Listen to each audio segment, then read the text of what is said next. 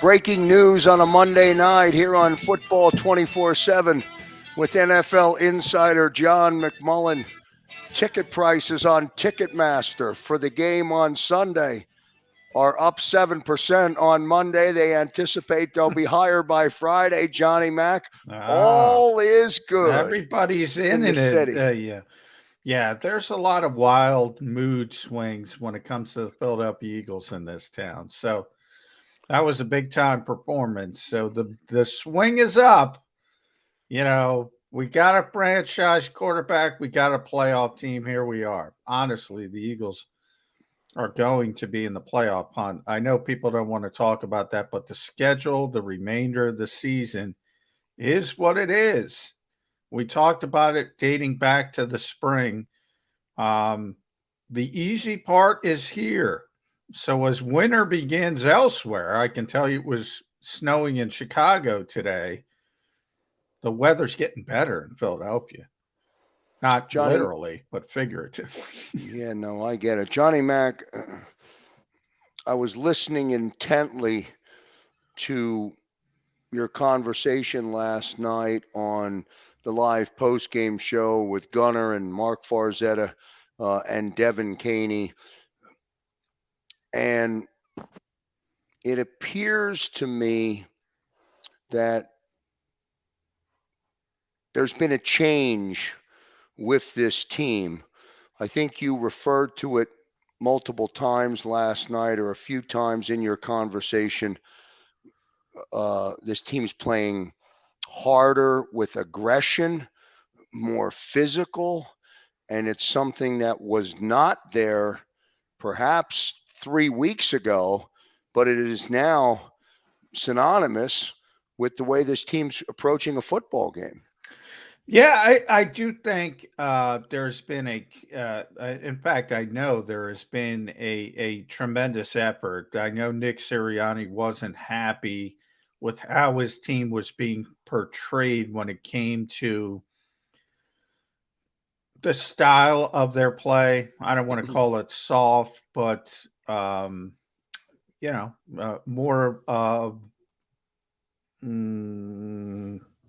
more style than substance, to be kind.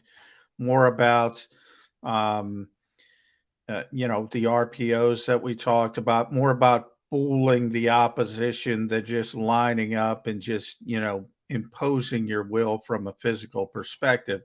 I don't think he was happy about how that was being portrayed, and he made a real effort to get this team to winning. And he mentioned it last night after the game in his press conference. He said, "Look, this game is still about, because we know about all the rule changes over the years. We know they're trying to take the physicality out of this game as much as they can. But at the end of the day, if you're going to play football, the most physical team is going to win more often than not."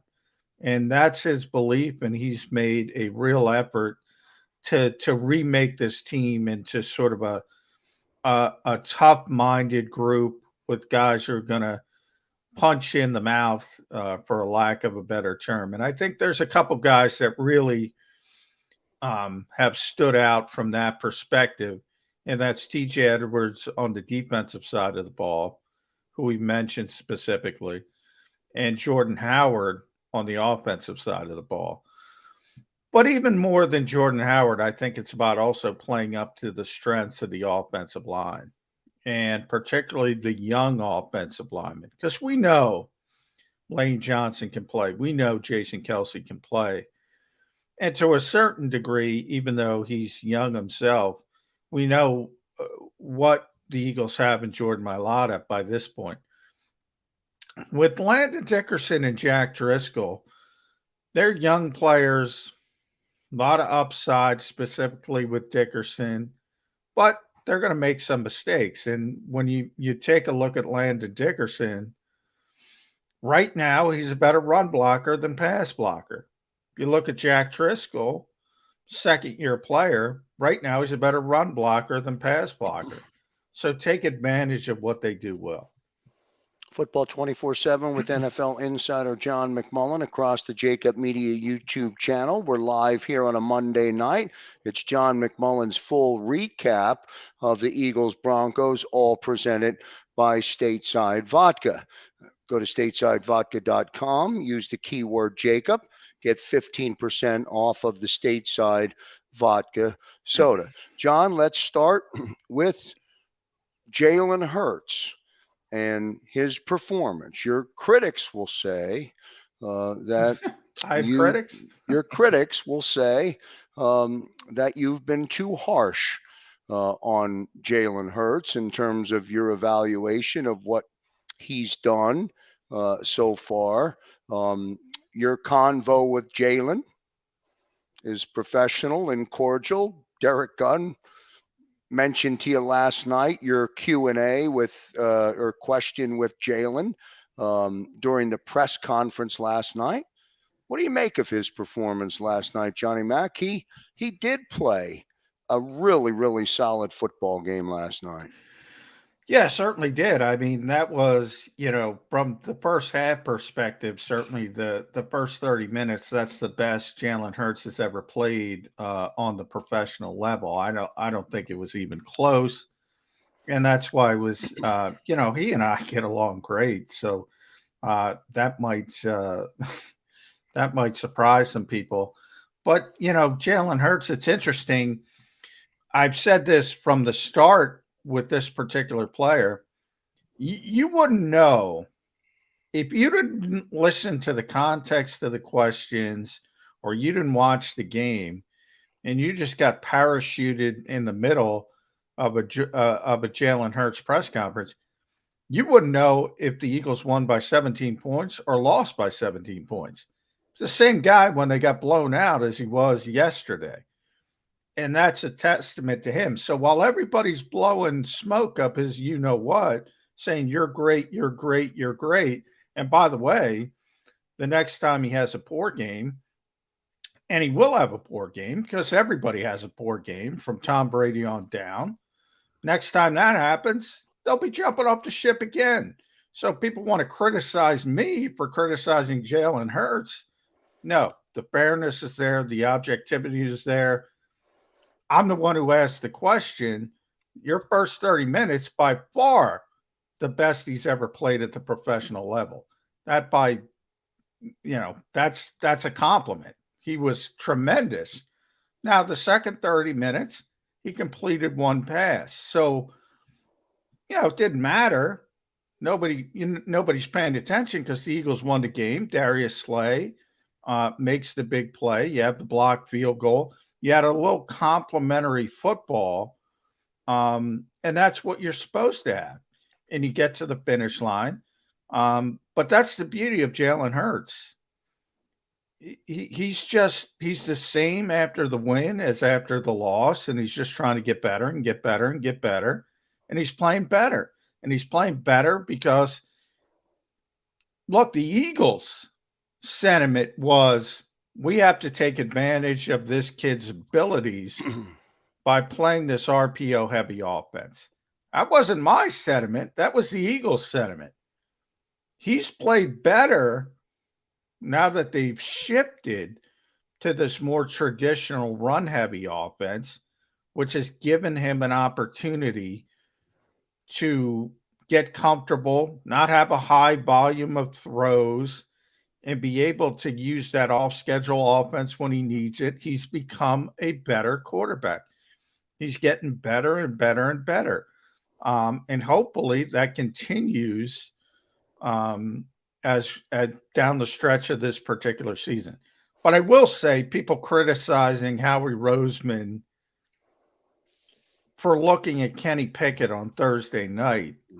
I mean, you don't understand the guy's job description if you're criticizing him.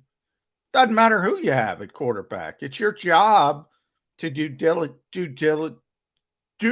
diligence on every potential first-round draft choice. That's his job. That's not an insult to Jalen Hurts.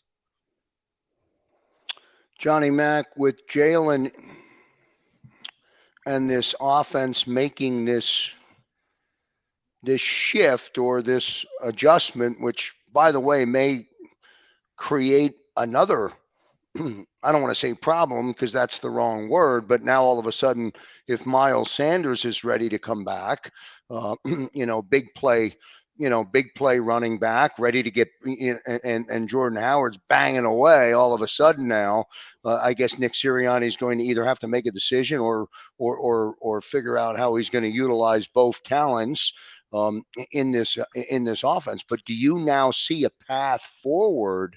With enough consistency, and I'm not talking about the opponent, just enough consistency and growth with Jalen being on this curve and this projection moving forward now that Nick has adjusted the game plan a little bit, that perhaps is allowing or providing this opportunity for Jalen to do a little bit more, to be a little bit different. Well, I mean, it depends how you look at it. He's probably doing, not probably, definitely doing less because the running game is a big part of the offense. Whereas before, when they were struggling, the running game wasn't a big part of the offense. So, when you have a young quarterback throwing the football 35, 40 times, there's going to be some inconsistencies in there. The old cliche remains true. A good running game is the best friend of any quarterback, and you're seeing that in real time. The Miles Sanders part is interesting because Miles is on notice. Look, Miles is going to play. Miles is the most talented running back on this team by far. But, let's be honest. Takes a lot of chances, takes a lot of negative plays, and this is an offense that cannot play behind the sticks consistently. They need to be on schedule from the standpoint of, first down, positive yardage, second down, positive yardage, third and short. You can open up the whole playbook and use Jalen Hurts' running ability and his passing ability, and that makes it really difficult on the opposing defense. On the other hand, if you're losing 2 yards on first down, you're behind the sticks. All of a sudden, then you got to start throwing the football from the pocket. You're throwing it 35, 40 times. That's what happened early in the season. Miles Sanders is on notice. I've been talking about this for years now. If the play is blocked for 4 yards, go get me 4 yards. I don't need the home run every time. It's great. It's great occasionally, but when you're always looking for it, that's where you get those negative plays. And that's one thing you don't see with Jordan Howard. Straight ahead, there's no negative plays. Now, he's also not going to break one for 80 yards like Miles Sanders can.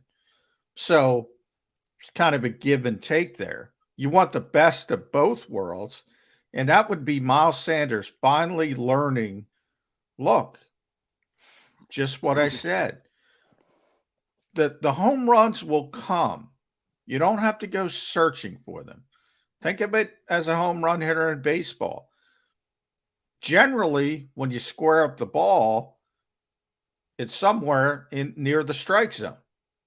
If you go fishing for the home run, that's where you get all the strikeouts. And Miles does too much fishing. He's got to stop that. And if he sat back in these 3 games and said, wow, this offense is really effective, just taking those 3, 4 yards when they're there. If he learns from that and starts to become that kind of back, it's sort of the best of both worlds. But short term, unfortunately, I think Boston Scott is going to be the odd man out. It'll be Miles Sanders as the running back 1, so to speak. Jordan Howard will be the between the tackles guy, and Kenny Gainwell will continue to be the third down hurry up back. Now, people misunderstood this on the postgame show. Boston's going to be on this team. He's just not going to play that much. Jordan Howard has earned his right to be a big part of this offense. And by the way, so is Boston Scott, but you got to make difficult decisions. Johnny Mack, how perfect was that Jalen Hurts to Quez Watkins pass that Quez is still mad at himself for not catching that football? Best throw certainly of the game, and it wasn't even complete. Yeah, obviously, and that's another great thing about Jalen Hurts because the natural leadership skills that we always talk about, and one of those things that you don't concern yourself with when it comes to Jalen Hurts is his ability to lead a team. And he wasn't going to throw Quez Watkins under the bus, and he didn't, and he just shows this tremendous leadership. And he pointed out, as he often does, yeah, okay, he made a mistake. I've made mistakes. Then he goes into the missed throws that he's made. And your teammates notice that when you're the on-field leader, you're taking everything on your shoulders, saying, okay, go back. And you saw it on the field. I mean, Quez was really upset about himself, and Jalen was sort of urging him, forget about it. Just get back in the game. We need you. And that's always has been a strength of Jalen Hurts, the fact that he's a natural leader. When he was the backup quarterback, people were talking about it and people were gravitating towards him. So that is part of the equation that was never in doubt. Lighthearted moment last night in the Jalen Hurts press conference was um, the conversation about with Mr. Lurie, with Jeff Lurie, about the uniform pants. Yeah, How does that work? Does Jalen, call Jeff and say, "Hey, Mr. Lurie, I want to do this," or how does that work? Because he took full credit for it. He took full credit for it on the podium last night. Jalen, that to me is I'll never understand it. I'm the old guy in this category. I don't care who wears what. The Broncos had their color rush jerseys on. It's a big thing to the younger generation. He wanted to wear the black pants, and he asked Jeffrey Lurie. The NFL has sort of loosened up at least some of the uniform rules, so you can have these different combinations. And they wore black pants. Who cares, Krause? Do you care? I don't care. I just thought it was a lighthearted moment. No, it was lighthearted, but him communicating with the owner. I didn't mean it that way. I meant, people get really excited about what the uniform. If they would have wore green John, pants, you know what that's called? What's that? That's called the sizzle, my friend. No, There's the steak and the sizzle. Now, the best restaurant, the best restaurants have them both. Let me ask you this: if they wore green pants and they won by 17 points, would people be just as happy?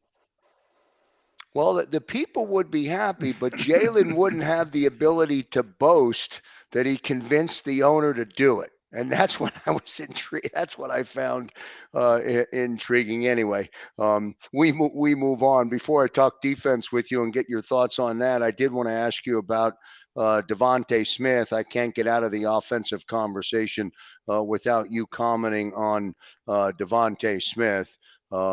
Great catch, 2 touchdowns yesterday.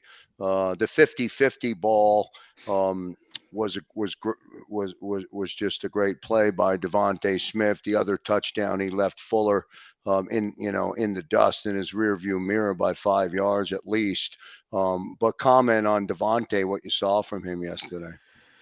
Yeah, I mean, it's interesting. Obviously, the 50-50 ball. And by the way, he did all this with his elbow is banged up. Had that brace on it too, right? Yeah, yesterday. Yeah, and he was playing through that, and because of his slight frame, I think people look at Devontae and say he's not a physical player, but he's the most physical wide receiver the Eagles have, and considering some of the receivers they have, He shouldn't be, but he is. He's their best run blocker at the wide receiver position, which is kind of amazing. Yeah, he's just a great player, and he's only going to get better um, as he continues to learn the game. Obviously, he's still a rookie, but even with the 50-50 ball, the most impressive thing to me about Devontae Smith is the route running, and it has been from day one. And you see some of the other receptions in the middle of the field, the separation this kid gets. I mean, that's the kind of stuff that separates, um, pun intended, the really really great receivers. There's a lot. I mean, there's just great athletes all over the place, the NFL, when it comes to wide receivers. They can all run, they can all jump. In a sport full of athletes, the receivers are probably the best athletes of them all. And they can all do that kind of stuff. What sets apart the really, really great ones is the technique of the route running and the ability to get separation from the other side of the coin. The best athletes on the field are the cornerbacks. They can all run, they're all tremendously athletic. So to be able to create that kind of separation on a consistent basis hasn't been seen in Philadelphia for, a long time. Probably Deshaun Jackson in his prime was that type of guy who could create that kind of separation, but he wasn't nearly as well rounded as a receiver as Devontae Smith is, more of a deep threat. Devontae can do everything. Busy day here on the JAKIB Media YouTube channel. Don't forget to like, share, and subscribe. And of course, we thank everybody for tuning in to the JAKIB Media YouTube channel, and from everybody watching the live post game show last night as well. Thank you very much as we continue to roll through this football season, and we're now on the road to the playoffs. We'll cover it wall to wall here on the JAKIB Media. I'm not saying they're YouTube making channel. the playoffs, but they're going to be in the conversation. They're in the conversation. I am going to say that. And by the way, Krause, remember who picked the Eagles to win in Denver? Because there weren't many of us. Johnny Mac, you can go back into last week's football 24/7, Birds 365, an appearance here in Sports Illustrated, perhaps even on the Eagles Report in Philly Mag, and you'll find you hanging a win, hanging a W for the Eagles on this game. In Denver. Now, of course, that sets it up. New Orleans, and then the Jets, Giants, and the back part of the schedule. Do I smell double-digit wins?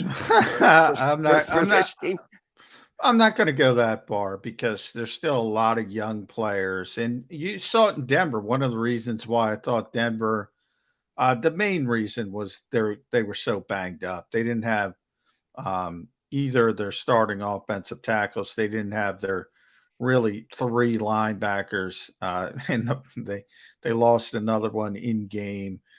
So they were so banged up, but they played so well the week before against Dallas, and it was all these young kids, and that's the thing about the NFL with young players.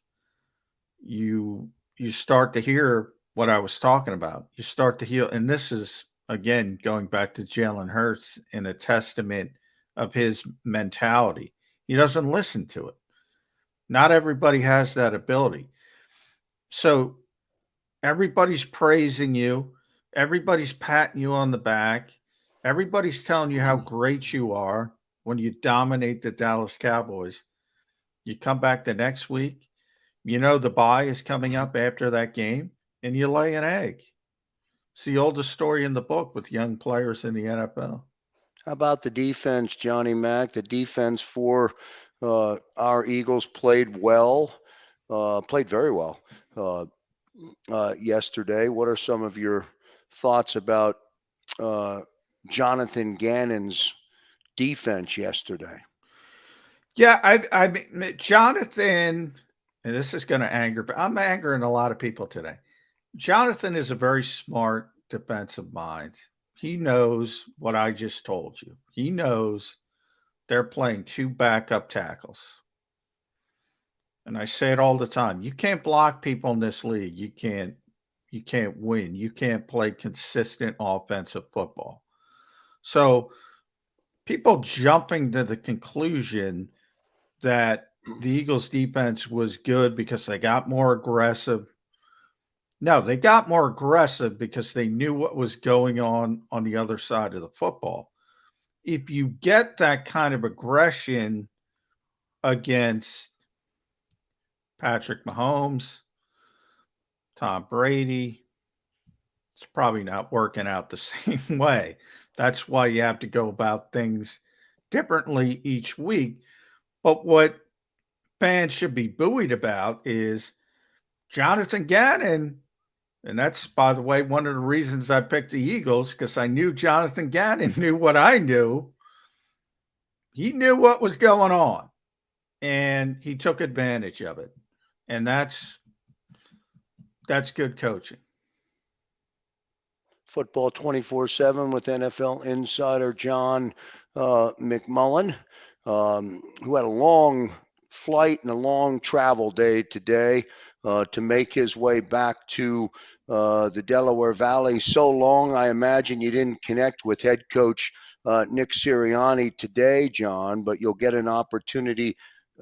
Not tomorrow. The coordinators will talk tomorrow, but you'll get an opportunity when the team goes back to work on Wednesday. We'll leave that conversation for another time, but there's a lot of buzz already. A win against the Saints on Sunday, their first win at home in the 2021 season. The back part of that schedule, the way it looks right now, although the Washington football team surprised everybody, including Tom Brady yesterday. Yeah, it's a crazy league. I mean, that's why you can't rest on your laurels. You can't just assume, okay, we figured it out. And then, again, credit to Nick Sirianni because I asked him that identity question. And, he said, no, it doesn't mean we figured anything out because he knows this is a week to week league. And 1 week you can look like you're gangbusters, and the next week, not so much. And, the consistency is the hard part in this particular game. And I know Nick started in his post game speech, really. He knows he's got to win a home game. They got to win a home game by hook or by crook. They got to get off the schneid there. And they have an opportunity against New Orleans, who's coming in with Trevor Siemian as the starting quarterback. Remember, this isn't the old Saints. This isn't the Drew Brees Saints. Mm-hmm. They have Taysom Hill, so they have that sort of knuckleball they can throw at you as well. It's a good team, not a great team. Eagles have an opportunity, but they got to get that monkey off their back. They got to get that first win at home.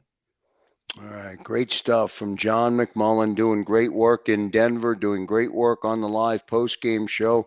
You'll read about it on Sports Illustrated. You'll read about it on the Eagles Report on Philly Mag. By the way, any of our viewers, if you have not gone to Philly Mag and checked out John McMullen's Eagles Report, you're missing. If you haven't gone there on Fridays and checked out Damo's lead into the game, you're missing some great stuff, Johnny Mac. You're building some terrific stuff with the Eagles Report on Philly Mag. Yeah, and getting Damo to do that, which he did for years, obviously in the Philadelphia Inquirer, and getting the guy who's the Hall of Fame selector for Philadelphia doesn't get any bigger than that. So that was a big get, as they say in this game. All right, good stuff. We'll end it right there with NFL insider John McMullen. We thank everybody, of course, for tuning in tonight. Don't forget to like, share, and continue to subscribe or request others to subscribe to the JAKIB Media Network. On behalf of John McMullen, On behalf of Xander Krause, I'm Joe Krause, and all of our viewers,